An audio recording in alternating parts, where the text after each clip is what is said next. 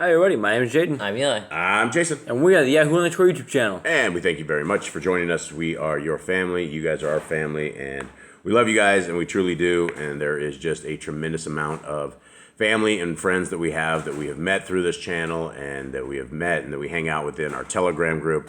And we love you all, and we really, really do. And so we value you guys, and we don't have a tremendous amount of family that we call family. All of our families back in North America, and they are definitely absolutely not Torah keepers. They definitely do not care about what Yah cares about. And as much as we have tried to convince them and try to show them the love of Yah, they laugh and they scoff, and we are these religious fanatics. And there's really no fanaticism to it when you keep the laws, statutes, and commandments of our Creator, because the laws, statutes, and commandments of our Creator have been set from the beginning of time. There's nothing fanatical about it, because it is what we are supposed to be living by, like our entire days, our entire lives. Our kids are supposed to hear about them. We're supposed to talk about it when we get up. We're supposed to talk about it when we go to bed. And that is what the purpose of this entire channel is trying to get people to seek our Creator where He's able to be found.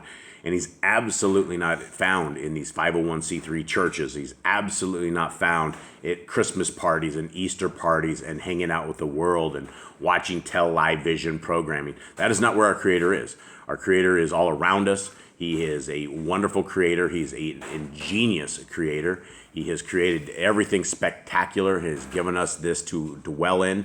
And He is a wonderful Father. And so as a father figure, who we should be looking at as a father figure, He has given us a set of guidelines. And these guidelines are found in Genesis, Exodus, Leviticus, Numbers, and Deuteronomy. And it is within these books that you guys will be able to find the kingdom that is to come.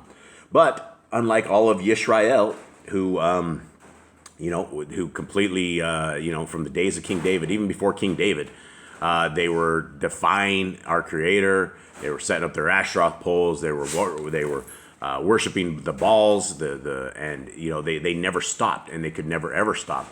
And even all the way through Shemuel, all the way through Kings.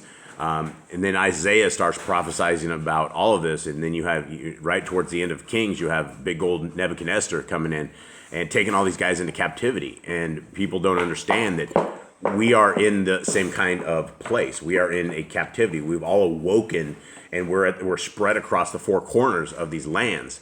And in the four corners of these lands, we are essentially captives, right? A lot of us are in North America, a lot of us are in Africa, a lot of us are in South America. We're all over the place. And once we wake up and realize that there is a set of guidelines, that our Creator lives and reigns, and He's going to send back His Son, who is our Melchizedek priest, then a lot of this starts making sense. But if you're sitting here piece reading people on YouTube or listening to guys here and there and you're getting confused, you shouldn't, because you need to look into scriptures. It is from the front of the book to the end of the book is doctrine. All the extracurricular books as well that have been tossed out is also doctrine. And so this is what we're trying to get with folks and trying to read, trying to get with the people who are willing to learn about our Creator. And here we are. Gentlemen, how you doing? Good. How's life? Good. Everyone good? Yeah. You look a little spunkier than you did yesterday. I got a dog sitting here scratching the heck out of me. It looks like you got some fleas as well. All right, let's get into the book of Aḍam and Ḥawwah. We are into chapter 37, and the dogs are going to be bad. I will pause. All righty, and after these messages, we will be right back, and we are back, continuing on. All right, so we are into the book of Aḍam and Ḥawwah, chapter 37, and the title of this one is interesting, because I think that's what I'll title the video. Is 43 days of penance do not redeem 1 hour of sin. And, this is, a lot of people, especially where we all wake up in captivity, we wake up in sin. And from our days back in Babylon, Nicole and I, my wife and I, we used to sit there and we would watch television programming. We would watch these bad shows, things on HBO. Things are just absolutely horrific now that you think about it and now that you come back to it. Things that are all very, very horrible things. And this is the things that we want to try to get rid of in people's lives, and the stuff that is absolutely not healthy for any of us. And so here we are. Let's begin. Then Aḍam said to Ḥawwah, "Seest thou not these figs and their leaves, with which we were covered ourselves, when we were stripped of our bright nature? But now we know not what misery and suffering may come from us from eating them. And, for anyone who's just picking up this series right here, yesterday, our creator had basically gave them a couple of figs. Probably monstrous figs is my guess, probably awesome figs that came out of the garden. And now they're very, very hungry. It was day 42 yesterday. Today is day 43. They were extremely hungry. They're parched. And their digestive systems and their bodies don't quite react like ours do yet. And since they have not had that food and their bodies haven't done its first digesting of this kind of food like this, things are much different here in the world there. 2. Now, therefore, O Ḥawwah. Sorry, guys, my dog's going at it. Now, therefore, O Ḥawwah, let us restrain ourselves and not eat of them, thou and I, and let us ask Elohim to give us of the fruit of the tree of life. Thus Aḍam and Ḥawwah restrained themselves and did not eat of these figs. But Aḍam began to pray to Elohim and beseech him to give him of the fruit of the tree of life, saying thus, O Elohim, when you transgressed thy commandment at the 6th hour on the 6th day, we were stripped of the bright nature we had, and did not continue in the garden after our transgression more than 3 hours. But on the evening thou madest come out of it, O Elohim, we transgressed against thee 1 hour, and all these trials and sorrows have come upon us until this day. And those days together, with this 43rd day, do not redeem that 1 hour in which we transgressed. O Elohim, look upon us with an eye of pity, and do not requite us according to the transgression of thy commandment in presence of thee. O Elohim, give us of the fruit of the tree of life, that we may eat of it and live, and turn not to see sufferings and other trouble in this earth. For thou art Elohim. When we transgressed thy commandment, thou madest come out of the garden, and didst send a cherub to keep the tree of life, lest we should eat thereof, and live, and know nothing of faintness after we transgressed. But now, O YHWH, behold, we have endured all these days, and have borne sufferings. Make these 43 days an equivalent for the 1 hour in which we transgressed. So they transgressed. They just ate one fruit, and the 43 days still does not account for the times that they sin. Yeah, and it's just not eating one fruit, right? It's the command they broke. It's the command they broke, right? And that is where we are trying to get folks out there to value the laws, statutes, and commandments of our Creator and keep them. It's a fine line, and we're told not to go to the left. We're told not to go to the right. And in fact, we had know of a narrow gate with a path that is wide to destruction. And so this is what we are trying to figure out. I see Eli over here like fighting the dogs or something. What's going on over there, Eli? So I had to get on the ground to deal with Panthro, and Michaela, she doesn't like when I'm on the ground. I look back and he's like falling out of the chair or something. No, I was climbing into the chair because if I just try to stand up, she would attack me while I'm trying to stand up. We're sorry for these distractions, guys. It is a dog house around here, literally. Okay, let's go in 38. After these things, the word of Elohim came to Aḍam and said unto him, O Aḍam, as to the fruit of the tree of life, for which thou askest, I will not give it to thee now.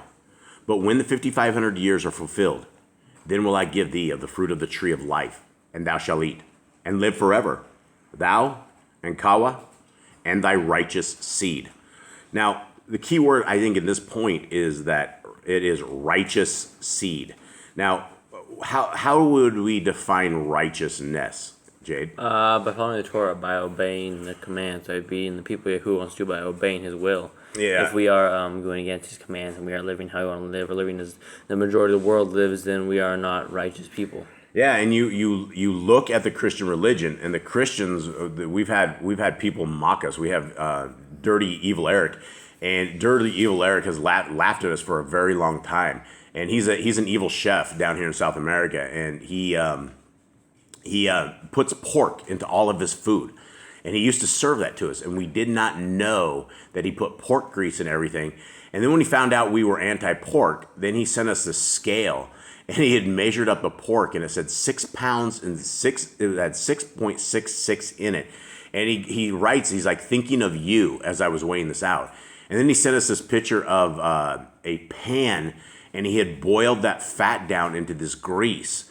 And he just scoffs and laughs, and he and his evil wife, they sit there and they put pork in this, and they're poisoning the people of Yah. And, that is like just one simple example of this. But I mean, for anybody who keeps Torah, these are what people will do and expect for people to scoff at you, to look at you like you're different, because we're supposed to be different. Okay. All right. Let's head on. 3. But these 43 days cannot make amends for the hour in which thou didst transgress my commandment. O Aḍam, I gave thee to eat of the fig tree in which thou didst hide thyself. Go and eat of it, thou and Ḥawwah. I will not deny thy request, neither will I disappoint thy hope. Therefore, bear up unto the fulfillment of the covenant I made with thee. And Elohim withdrew from his word from Aḍam. Okay, so he gave him a commandment to go and eat, right? So he has told him to eat. Aḍam is... they were confused on the eating. They didn't know they should eat. And now Yahweh's like, go ahead, eat the fig. I gave it to you for reasons. Yep, and that's the thing, is Aḍam he's hot to trot for keeping his commandments now, because he knows what will happen to them.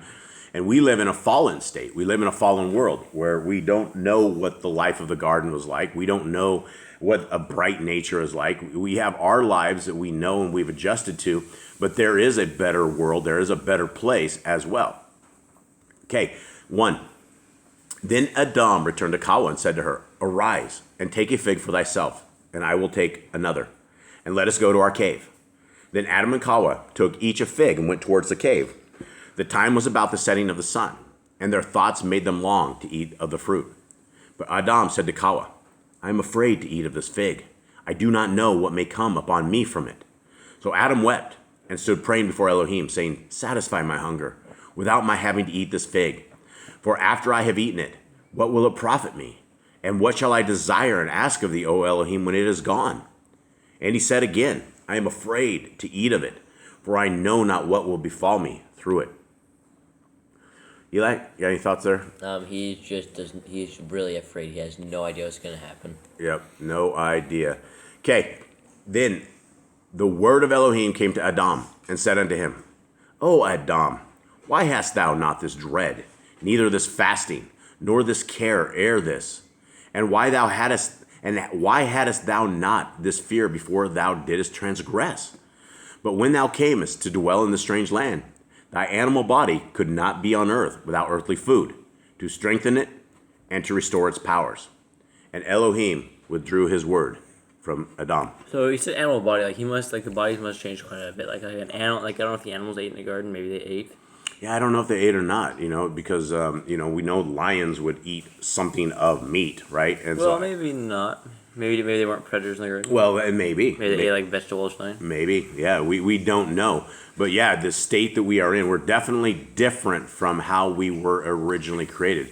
We were meant to be a different style of form. We're not meant to do the kind of stuff that we're doing and eat the way we are. But now we have to sustain it. And so this is the power and the beauty of our creators. He had this all figured out, right? He had the digestive system all figured out. He had the way that we were supposed to walk, the way we're supposed to talk, the way we're supposed to worship. It was all figured out. It's all before us. And it is still all before us, right? It is from the book of Genesis all the way to the book of Revelation. It is all there for us if we are willing to read it and not be spoon-fed this. And those who are spoon-fed are stuck in these churches that believe all sorts of crazy stuff. And I have never found a religion out there that abides by the laws of our Creator. Not a single one of them. It just doesn't exist. And so this is what we're trying to do, guys. We're trying to get back to the garden. We're trying to get back to the kingdom. We're trying to ready ourselves and not be one of the foolish virgins that doesn't have any oil in their lanterns. And, that goes to one of the last points that I will make, is that, we are in winter season down here. And it's not really winter for what you guys would consider. It doesn't get below probably 70 degrees, but for us, it's kind of cold here. And so normally it's in the 80s, 90s, somewhere in there. And so when it gets to winter, where we're at 70 degrees, the storms move in. And so we have thunderstorms, and we are in solar power out in the middle of a jungle. And so we have to decharge the house when the thunders and lightnings come, because it's like a lightning storm all around us. And if we get hit, it's probably going to torch everything regardless. But we powered down everything, and so it gets dark. And so we are like every night we kind of disappear. We turn everything off, and we have to light candles. We have to light our kerosene lanterns, and it becomes like something out of like Little House on the Prairie. And so that's, the same kind of thing that had we not, and if we did not have kerosene and we do not have our candles, we're not ready, we're going to sit in darkness. And that is the same kind of darkness that there is a spiritual darkness that a lot of people are in, that you don't have the Torah and you don't really have the true faith of Messiah Yahushua. For those who are supposed to be Christians, that means that you're supposed to be a follower of Christ. Our Christ, our Messiah, our Mashiach, follow the law, statutes, and commandments. He says that we should, and he says that he will tell people to depart from him, those who aren't keeping the commandments. And so hopefully somewhere out there this will register with some folks. Hopefully somewhere along the line we'll actually grab somebody that is interested in this, and we'll be able to sway them. But you know what? It's not just up to us to sway. It's up to you guys to seek the truth. And the truth is not found here on YouTube or Odysee or Rumble or wherever you guys are hearing this at. The truth is found in Scriptures. And that is what our Creator has made sure that we have in these end times, that we are able to make it to the end times. And there will not be any excuses, because all of us have had Bibles, all of us have had Scriptures, and it is up to us to seek that truth. So with that, guys, we would like to say goodbye. We love you guys very much. We hope that you have a wonderful day, and we are out. All right, Shalom.